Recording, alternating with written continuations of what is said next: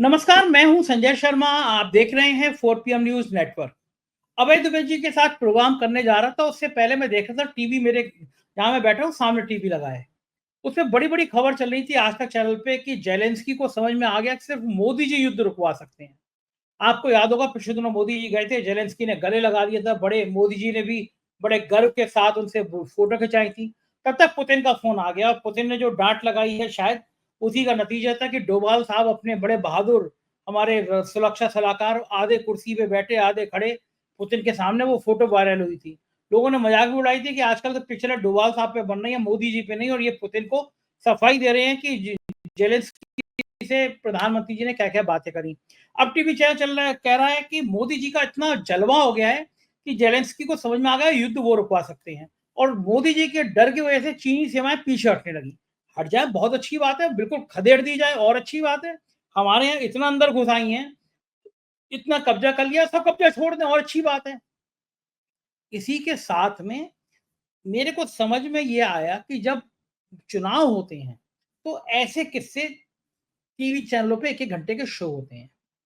फिर मुझे लगा कि प्रधानमंत्री इतने ताकतवर हैं, नोएडा चैनल के एंकरनियां बताते हैं कि वो युद्ध रुकवा देते हैं, रूस यूक्रेन का अपने लोग वापस ले आते हैं, वो कुछ भी कर लेते हैं। तो फिर वो मणिपुर की जो 22.5 लाख की आबादी है वहां क्यों नहीं जा पाते? 1.5 साल से मणिपुर जल रहा है, मणिपुर का मान नहीं निकल रहा प्रधानमंत्री जी के मुंह से। आज तक मणिपुर जाने की हिम्मत नहीं कर पाए। तो मैंने ये अभय जी से ये बातचीत पूछी और मैंने ये भी पूछा कि देश का प्रधानमंत्री और देश के सबसे बड़े राज का मुख्यमंत्री यानी मोदी जी और योगी जी ये बटोगे कटोगे ये सब भाषा जो बोल रहे हैं, पूरी दुनिया में इसके क्या संदेशे जा रहे हैं? क्या एक संवैधानिक पद पर बैठे हुए व्यक्ति को इतना हिंसक व्यवहार करना चाहिए केवल इसलिए कि चुनाव जीता जा सके? बहुत शानदार बातचीत है, पूरी जरूर सुनिएगा, अपनी राय भी बताइएगा। चैनल को ज्वाइन और सब्सक्राइब करिए और फिर चलते हैं अभय दुबे जी के पास। 4 PM न्यूज नेटवर्क में स्वागत है अभय दुबे जी। मैं जहां यहाँ बैठा हूँ मेरे सामने टीवी चल रहा है, तो मैं उस पर देख रहा था। पिछले 1 घंटे से टीवी पे बड़ा बड़ा लिखकर आ रहा है आज तक पे कि जेलेंस्की को समझ में आ गया कि केवल युद्ध मोदी जी रुकवा सकते हैं। केवल मोदी जी में इतनी क्षमता है कि वो युद्ध रुकवा दें। फिर उसके नीचे चल रहा था कि चीन ने अपनी सीमाएं डर के मारे पीछे ले जाना शुरू कर दी, मतलब चीन डर गया हमसे। मैं देखता हूं जब ये चुनाव आते हैं राज्यों के, तो ये जो गोदी मीडिया है वो ये साबित करने में लग जाता है, ये नोएडा चैनल के एंकरनियां ये साबित करने में लग जाती है कि पापा रुक युद्ध रुकवा देते हैं। पिछले दिनों बड़ा वायरल हुआ कि पापा पापा ने रुक युद्ध रुकवा दिया। और फिर गोदी मीडिया ने ये भी दिखाया कि साहब रूस और यूक्रेन का युद्ध रुका है 2 घंटे। मोदी जी ने रूस युद्ध रुकवाया और अपने बच्चे वापस मंगा लिए वहां से कि नहीं भाई युद्ध रोक दो, हम अपने ले आ रहे हैं। और चीन को उन्होंने अभी इतनी आंखें दिखाई है, चीन डर के मारे सेना पीछे कर रहा है। ये सारी कहानी गोदी मीडिया के चैनल पे चल रही है। जो लोग टीवी देखते हैं, हालांकि देखने वालों की संख्या बहुत कम हो गई है, उनके मन में भ्रम की स्थिति होती है। कुछ लोग कंफ्यूज भी होते हैं, वाकई में मोदी जी इतने ताकत बने कि जेलेंस्की सोच रहा है युद्ध रुकवा देगा। लेकिन मेरी बात समझ में नहीं आती कि इनके दिमाग में ये नहीं आता होगा कि दर्शक सोच रहे होंगे कि जो मोदी जी रूस और यूक्रेन का युद्ध रुकवा सकते हैं, जो मोदी जी चीन को डांट के सीमा सेना वापस करा सकते, पीछे करा सकते हैं, वो 22 लाख वाली आबादी वाले मणिपुर में जाने की हिम्मत नहीं करते हैं। मणिपुर 1.5 साल से जल रहा है, वहां पे शांत नहीं करा पाते हैं, मणिपुर का माँ भी नहीं बोलते हैं।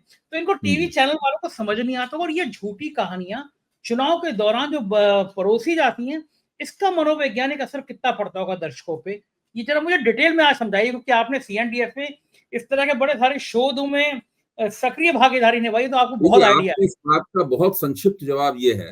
हालांकि संक्षिप्त जवाब देने से यूट्यूब पे बात बनती नहीं है, जवाब बड़ा विस्तार से देना चाहिए, लेकिन विस्तार से भी बात करेंगे।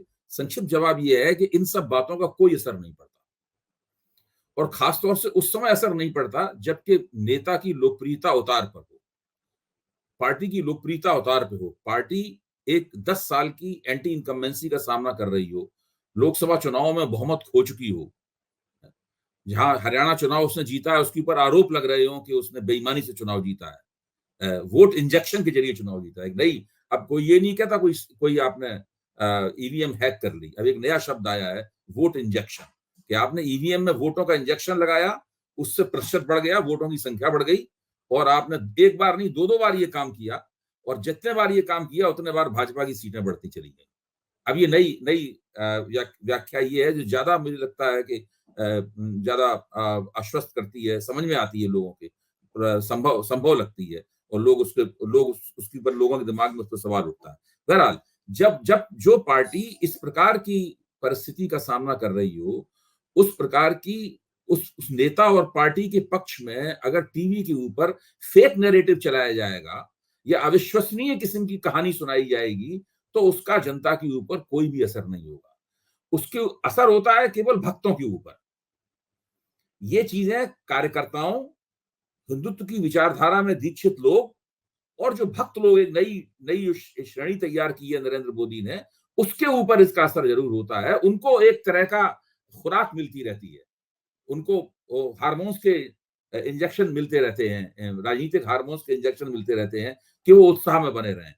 प्रश्न इस बात का नहीं है, वो तो पहले भी मोदी के साथ थे, आज भी मोदी के साथ हैं, और आगे अगर मोदी की जगह कोई नेता आएगा तो कमोवेश थोड़े बहुत कम हो जाएंगे, कमोवेश उनके भी साथ होंगे। वो मसला नहीं है। मसला ये है कि नरेंद्र मोदी के पास ऐसी कौन सी जादुई शक्ति है जिससे वो थोक मूल्य सूचकांक और उपभोक्ता मूल्य सूचकांक को घटा दें।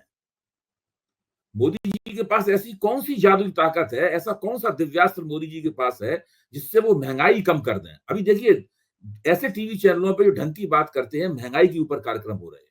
अभी संदीप चौधरी ने महंगाई के ऊपर एक बड़ा कार्यक्रम किया। मैं आपको बताऊं कि उसको देख के जो है, जिस तरह से खाद्य तेलों की देश में कीमतें बढ़ रही हैं, जिस तरह 52% थाली आम लोगों की महंगी हुई है, टमाटर के दाम बढ़े हैं, सब्जियों के दाम बढ़े हैं, और खासतौर से मांसाहार के दाम इतने नहीं बढ़े जितने शाकाहार के दाम बढ़े हैं। ये एक बहुत बड़ी, और रिजर्व बैंक ने जो महंगाई का थ्रेशोल्ड तैयार किया था, इससे ज्यादा महंगाई नहीं बढ़ना चाहिए, सरकारी आंकड़ा ही कहता है कि महंगाई फरवरी में भी उससे ज्यादा, महंगाई लगातार उससे ज्यादा चल रही है। तो ये एक सबसे बड़ी समस्या है। बेरोजगारी की समस्या का कोई निदान मोदी जी के पास नहीं है। उनको अपना जादू वहां चलाना चाहिए। हम तो चाहते हैं कि हमारा प्रधानमंत्री जादूगर साबित हो। मैं उनको गोगिया पाशा कहने के लिए तैयार हूं, मुझे कोई दिक्कत नहीं है। मैं उनको गोगिया पाशा, बचपन में मेरे शहर में गोगिया पाशा आया था, और वो हमेशा थोड़ी देर एक कार्यक्रम करने के बाद में बगल में एक पीतल का कलसा रखा रहता था, उसको उठाता था और कहता था वाटर ऑफ इंडिया, और उसमें हर बार पानी निकलता था उसके अंदर से। मैं चाहता हूं कि मोदी जी अचानक उठें और बगल में पड़ी हुई एक पतीली उठाएं और उससे कहें वाटर ऑफ इंडिया, और उसमें से महंगाई नहीं बल्कि सस्ते दाम निकले, उसमें से बेरोजगारी नहीं, उस कलसे में से रोजगार निकले आम लोगों के लिए, उस कलसे में से कुछ इस तरह की चीजें निकले जो भारत का असंगठित क्षेत्र है, वो अचानक जो लड़खड़ा गया है नोटबंदी की मार से, जो लड़खड़ा गया है जीएसटी को लागू करने से, जिसका भुरकस उड़ गया है बुरी तरीके से, वो अचानक अपने पैरों पर खड़ा दिखाई दे। वो मोदी अचानक कुछ ऐसा कर दिखाएं जिससे भारत का जो कृषि क्षेत्र है वो बड़े पैमाने पर रोजगार पैदा करने लगे। पूंजीपति अपनी तिजोरियां खोल लें, उनके पास जो सफेद धन पड़ा हुआ है बड़े पैमाने पर, लाखों लाखों करोड़ रुपए सफेद धन पड़ा हुआ है, तिजोरियों में से निकालें और उसको इन्वेस्ट करें, जिसको जिसको अर्थशास्त्री कहते हैं virtuous cycle of private investment. तो virtuous cycle of private investment, इसको कहा जाता है एनिमल स्पिरिट। वो एनिमल स्पिरिट बाजार में आए, जम के भारतीय फैक्ट्रियां तरह तरह की चीजों का उत्पादन करें, फैक्ट्रियां और भंडार भर जाएं, और हम सब लोगों की जेब में पैसा हो, हम लोग झपट के बाजार जाएं और उन चीजों को खरीदें। तो ये मोदी जी से इस प्रकार के चमत्कारों की उम्मीद है। जब तक वो इस प्रकार के चमत्कार नहीं करेंगे, और वो 10 साल से शासन में है, उनकी 11वीं साल चल रही है, तो वो कब करेंगे अब भाई? अब तो ये तो नहीं कह सकते कि कांग्रेस की वजह से महंगाई है, ये तो नहीं कह सकते ये कांग्रेस की वजह से बेरोजगारी है, ये तो नहीं कह सकते कि इन्वेस्टमेंट कांग्रेस की वजह से रुका हुआ है। देखिए, ये जो मैं बार बार इस बात को कहता रहा हूं, 4 PM के मंच पर कहता रहा हूं कि मोदी जी ने विदेश नीति में जाकर सिर छुपा लिया है। वो विदेश नीति में जाकर छुप के बैठ गए ताकि राष्ट्रीय नीति पर, अर्थव्यवस्था संबंधी जो समस्याएं हैं, प्रशासन संबंधी समस्याएं जो हैं, जो सुशासन संबंधी समस्याएं हैं, गवर्नेंस संबंधी समस्याएं हैं, उनकी तरफ उनका ध्यान न जाए। उन्होंने राज्यों के चुनाव में भाषण देना भी तकरीबन खत्म कर दिया है मोदी जी ने। तो अब तो स्थिति ये है, अब तो दो ही बातें हैं, विदेश नीति के क्षेत्र में मोदी जी चमत्कार करेंगे और हिंदू खतरे में है, तो दूसरी बात ये, तो मुझे नहीं लगता कि इसका कोई भी असर भारत के मतदाता मंडल पर पड़ने वाला है। भक्त पहले भी खुश थे, भक्त और ज्यादा इससे खुश होंगे, उनको कुछ कहने के लिए चाहिए, वो मोदी जी की विदेश नीति के मोर्चे पर ये जो फर्जी कामयाबियों का जो ढिढोरा है, वो पीटना शुरू करेंगे और इसी तरीके से चलता रहेगा। उनकी अपनी ज़िंदगी चलती रहेगी, लेकिन मतदाता किसी और तरीके से सोच रहे हैं। और मतदाताओं का अगर ये सोच नहीं बदला गया, तो जैसा कि हमारे मित्र संजय कुमार ने भविष्यवाणी कर रखी है, 1.5-2 साल के अंदर इस सरकार के सामने बहुत बड़ा संकट पैदा हो जाएगा। कब तक भारतीय अर्थव्यवस्था के शॉक एब्जॉर्बर इस अव्यवस्था को, इस बदइंतजामी को बर्दाश्त करते रहेंगे? नहीं होगा ये। जैसी शॉक एब्जॉर्बर्स ने काम करना बंद किया, जनता नाराज हो जाएगी, कोई भी प्रतिक्रिया हो सकती है उसकी। ये बिल्कुल ठीक कह रहे हैं, लेकिन ये मुझे बताइए कि इन बातों में कितनी सच्चाई होगी कि साहब ये युद्ध रुकवा देंगे। मुझे तो याद आ रहा है वो कोई नीति फाइनल नहीं कर पाते। मोदी जी गए, जेलेंस्की को गले लगाया, बड़ा बिल्कुल वो तो स्टाइल उनका, गले लगा के पीठ यूं की, उन्होंने उनकी पीठ यूं करी, इतने ज्यादा लाड़ भाव के साथ गले चपकते हैं वो। तब तक पुतिन ने आंखें दिखाई। फिर वो वीडियो वायरल हुआ कि डोभाल साहब आधी कुर्सी पे बैठे और आधी कुर्सी पे खड़े, पुतिन के सामने वो दशा में नजर आए। लोगों ने मजाक उड़ाई, हमारा शेर है ये दुनिया, डोभाल, मतलब पिक्चरें भी अब डोभाल में बन रही है, पिक्चरें मोदी हमारा शेर जो है वो अमेरिका नहीं जा सकता।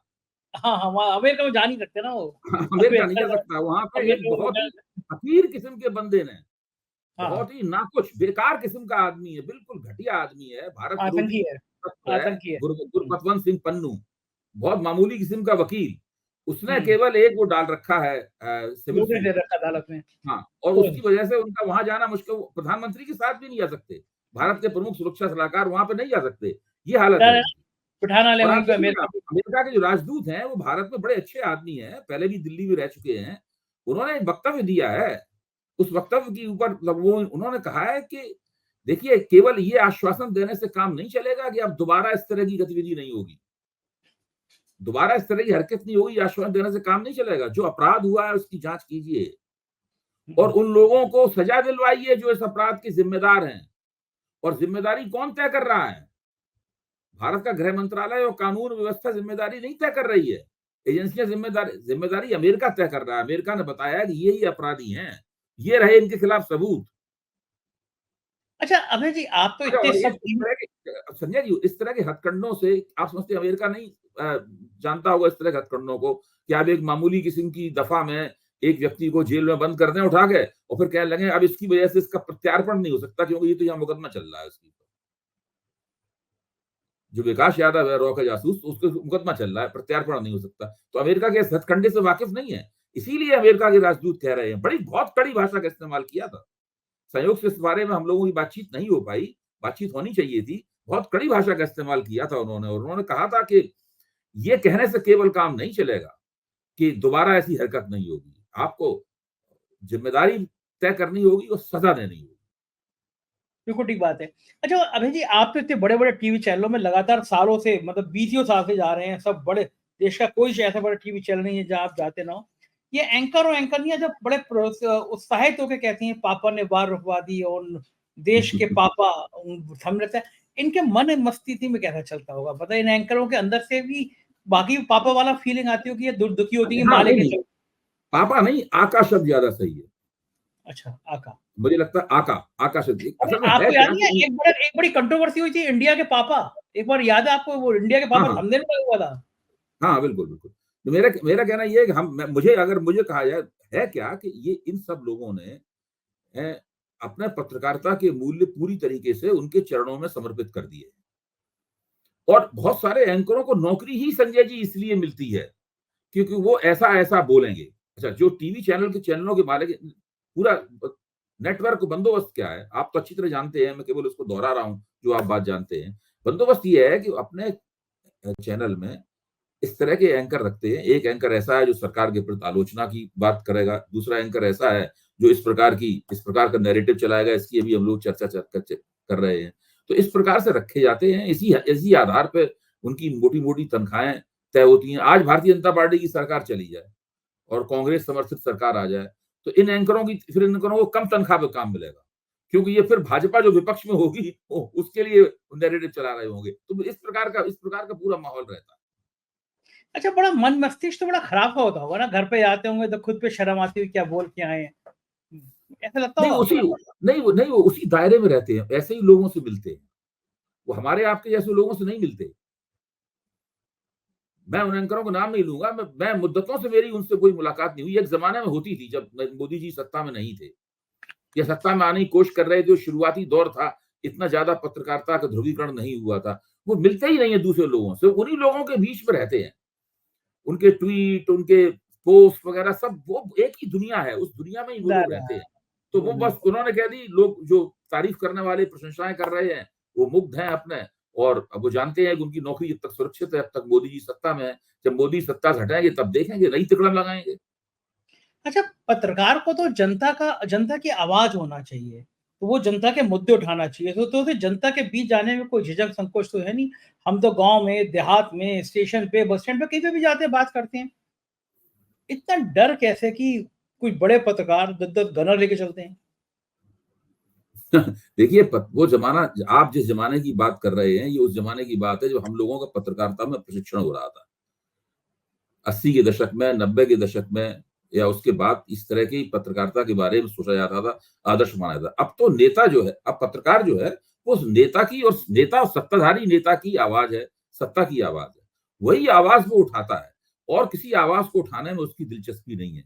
देखिए बहुत बहुत मिलता है वहाँ से, बहुत मिलता है। एक देखिए एक पूरा इकोसिस्टम मिलता है, एक पूरा सिक्योरिटी सिस्टम मिलता है। आप सोचिए, जो लोग एक्स के ऊपर उसके अपने हैंडलों पे एक खास तरह का प्रचार चलाते रहते हैं। यहाँ तक कि उनके ऊपर अगर किसी दूसरे राज्य की पुलिस आए तो उत्तर प्रदेश की पुलिस उन्हें गिरफ्तार नहीं करने देती। बाकायदा पुलिस की सुरक्षा मिली हुई है, और सारे नेताओं को, ऐसे बड़े पत्रकारों को जरा भी खतरा होता है, फौरन सुरक्षा मांगते हैं, तुरंत फटाफट सुरक्षा प्राप्त होती है। तो बिल्कुल वो सत्ता से नज़दीक ही अपने आप को सत्ताधारी मानते हैं। सत्ताधारी पत्रकार हैं ये। ये चुनाव लड़के एमपी एमएलए नहीं हुए हैं, मंत्री नहीं हुए हैं, लेकिन ये एमपी एमएलए मंत्रियों से कम प्रभावी नहीं है। ये जिस मंत्री के पास जाएँ, चाहे उससे मिल सकते हैं, जहाँ उनकी कई सत्ता के गलियारों में पूरी तरीके से पहुँच है। ये बिल्कुल सत्ताधारी पत्रकार हैं। गजब है। हमारे यहाँ उत्तर प्रदेश में तो सूचना विभाग राज्य स्तर की मान्यता देता है। तो कई मान्यता प्राप्त पत्रकार ऐसे भी हैं जो कहीं पे अंडे का ठेला लगाते हैं। कुछ जिन्होंने शिकायत करी वो बर्फ बेचते हैं। ये भी हुँ, छोड़ दीजिए। पॉलिटिकल पार्टी के प्रवक्ता हैं, एकाध हुँ, कांग्रेस के बड़े नेता हैं, और उत्तर प्रदेश में सरकार में वो राज्य स्तर के मान्यता प्राप्त पत्रकार हैं। इस आधार पे उनको मकान भी मिल जाता है, रेलवे रिजर्वेशन भी मिल जाएगा, बाकी सुविधाएँ मिल जाएँगी। करीब मेरे ख्याल से 700-800 लोगों की राज्य स्तर की मान्यता प्राप्त पत्रकारों की फ़ौज है, सचिवालय के पास होते हैं लोगों के। बड़ी मज़ेदार बात है कि हमने एक बार अप्लाई किया, हमारी तो जैसी ही सरकार बनी मान्यता खत्म कर दी गई, सचिवालय पास भी नहीं किया। तो हम तो नहीं है, लेकिन वो नेता पॉलिटिकल पार्टी के वो मान्यता प्राप्त पत्रकार भी हैं, वो सचिवालय पास भी हैं। खैर ये तो अलग दुनिया है। दूसरा महत्वपूर्ण मुद्दा ये है कि योगी हुँ, जी से लेकर मोदी जी तक सब लगे हुए हैं देश में कि बँटोगे तो कटोगे, बँटोगे तो कटोगे। क्या ये देश के सबसे बड़े राज्य के मुख्यमंत्री की, देश के सबसे बड़े प्रधानमंत्री की ये भाषा होना चाहिए? और जब चुनाव आते हैं, तो उस हुँ, राज्य का हिंदू खतरे में आ जाता है। टीवी हुँ। चैनलों पर मैं देख रहा हूँ लगातार एक के बाद एक शो हो रहे हैं, बँटोगे तो कटोगे, बँटो तो ऐसा लग रहा है ये राष्ट्र का एक नारा बन गया है। 2 बातें मैं पूछूँगा कि क्या मजबूरी है इस तरह का सांप्रदायिक माहौल पैदा करने की, मुख्यमंत्री और प्रधानमंत्री को, पहली बात।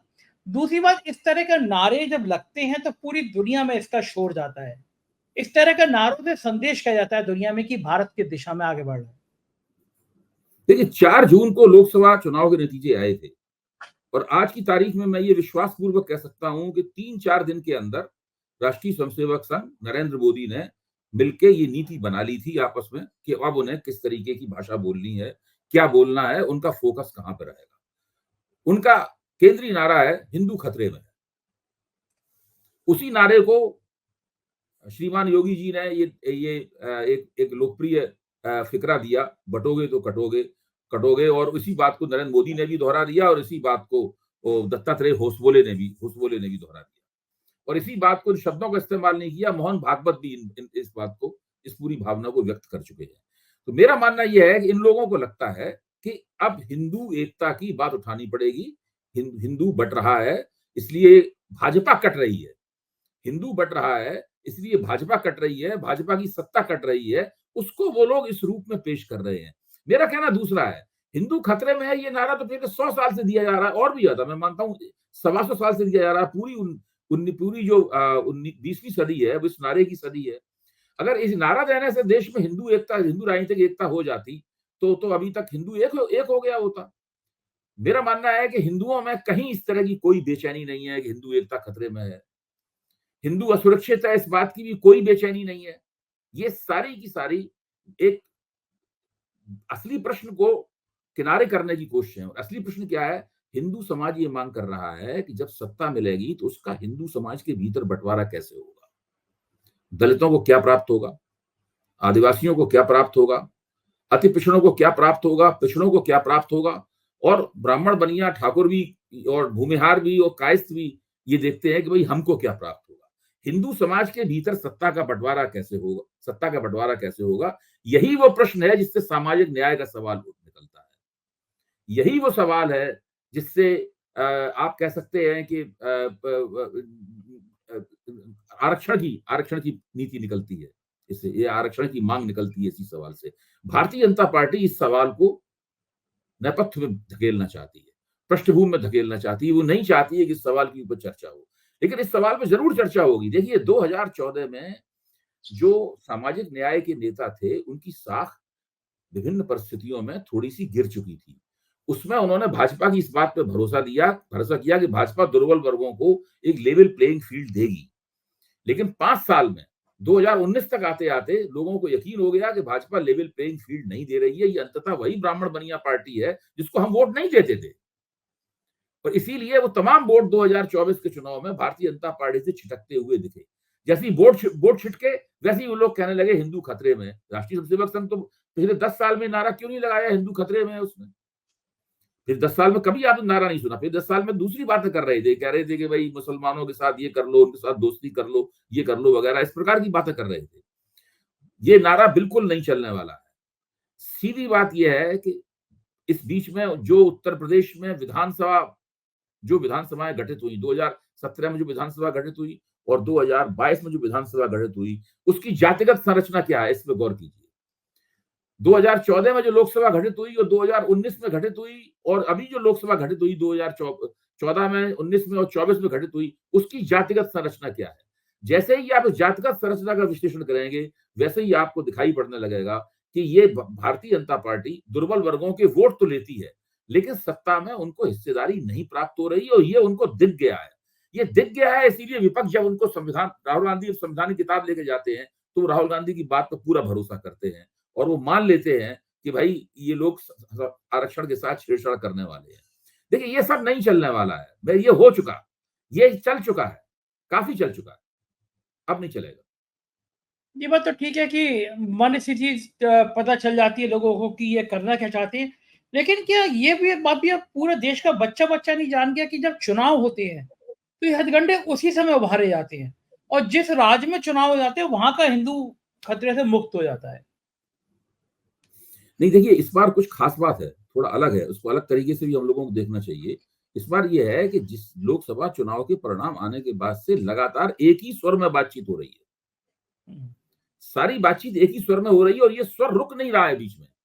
नरेंद्र मोदी रोज ही तकरीबन ये बोल रहे हैं, चाहे चुनाव का मौका हो चाहे चुनाव के बीच का मौका हो, वो रोज ये कह रहे हैं कि कांग्रेस जो है वो जातियों में समाज को बांटना चाहती है।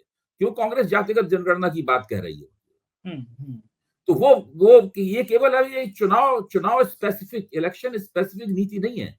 ये मेरे ख्याल से उनकी नीति है जब तक उन्हें ये विश्वास नहीं हो जाता कि जो हिंदू एकता 45 से लेके 60% की हिंदू एकता का वो मजा ले रहे थे, बार बार उन्हें अच्छी तरीके से अपने प्रभाव क्षेत्र में सत्ता, देखिए भाजपा की चिंता ये है कि उसका समर्थन अपने प्रभाव क्षेत्र के बाहर नहीं गिरा है। बाहर तो समर्थन हो सकता है कुछ बढ़ जाए, वहां लोग समझते नहीं अभी भाजपा को, प्रभाव क्षेत्र के अंदर से समर्थन गिरा है भाजपा का, ये एक सबसे बड़ी बात है। इससे बहुत ज्यादा वो चिंतित हैं, इसीलिए बार बार लगातार एक ही सुर में सब लोग हिंदू खतरे में है, हिंदू खतरे में है, ये बात बोल रहे हैं। हिंदुओं में कोई दिलचस्पी नहीं है इस नारे के प्रति। हिंदू समाज तो ये सोच रहा है कि भाई हम इनको वोट देंगे, बदले में हमें ये क्या देंगे। ये भाजपा को उन्हें बताना पड़ेगा कि हम आपके वोट लेंगे तो बदले में आपको इतनी इतनी सत्ता मिलेगी, आपको इतने विधायक मिलेंगे, इतने एमपी मिलेंगे, आपको आरक्षण मिलेगा कि नहीं मिलेगा, आपको मंत्री पद मिलेगा कि नहीं मिलेगा, आपको क्या मिलेगा। जो सरकार के संसाधन है उस संसाधनों पर कौन कितना कब्जा करेगा, ये महत्वपूर्ण बात है। तो आपको लगता है कि ये सारा डर इसलिए है कि केवल पिछड़े हैं, दलित हैं, वो अपने हक की बात करने लगे? उत्तर प्रदेश चुनाव जो सबसे महत्वपूर्ण था लोकसभा में उत्तर प्रदेश, वहां से बुरी तरह ये लोग हारे हैं और उसके पीछे कारण यह है कि पिछड़ों ने, दलितों ने मान लिया कि बीजेपी ऊंची जाति की पार्टी है, हम सपोर्ट नहीं करेगी। उसके बाद में फिर ये हुआ कि बटोगे तो कटोगे, यानी झोले से निकला तो फिर वही कबूतर निकला, हिंदू बना मुसलमान।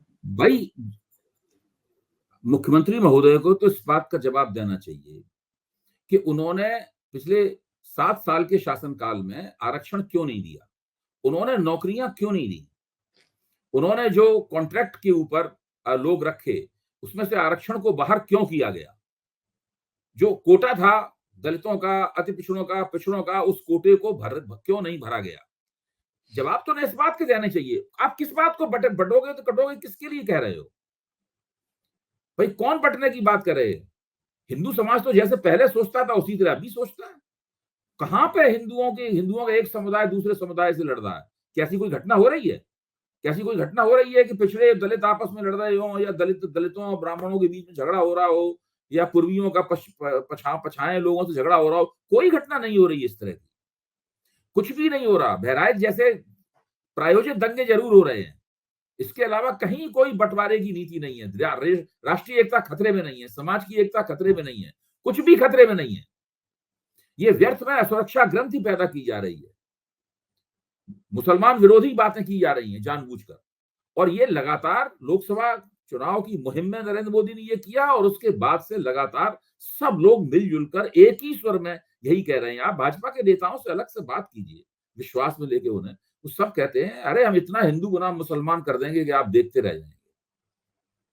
उनका पूरा फोकस ही ये है कि वो लगातार हिंदू बनाम मुसलमान करते रहेंगे, हिंदू बनाम मुसलमान करते रहेंगे। मुझे तो पूरा विश्वास है, और मुझे कहने में कोई संकोच नहीं है कि भाजपा को वोट मिले हैं, आगे भी मिलते रहेंगे, लेकिन वोट इस वजह से नहीं मिलेंगे कि हिंदुओं में मुसलमानों के प्रति घृणा है या मुसलमानों का विरोध है, इसलिए नहीं मिलेंगे। भाजपा को वोट इसलिए मिलेंगे क्योंकि भाजपा जहां कहीं अच्छा काम करेगी उसके जवाब में वोट मिलेंगे भाजपा को। इसलिए नहीं मिलेंगे भाजपा को कि उन्होंने हिंदू खतरे में है और बटोगे तो कटोगे का नारा दिया था। बिल्कुल ठीक बात है, होना भी ये नहीं चाहिए। बहुत बहुत शुक्रिया अभय जी हमसे बातचीत करने के लिए, थैंक यू। ये थे अभय दुबे जी, और मुझको यकीन है बातचीत आपको पसंद आई होगी। प्यार बनाए रखिएगा। शुक्रिया, थैंक यू।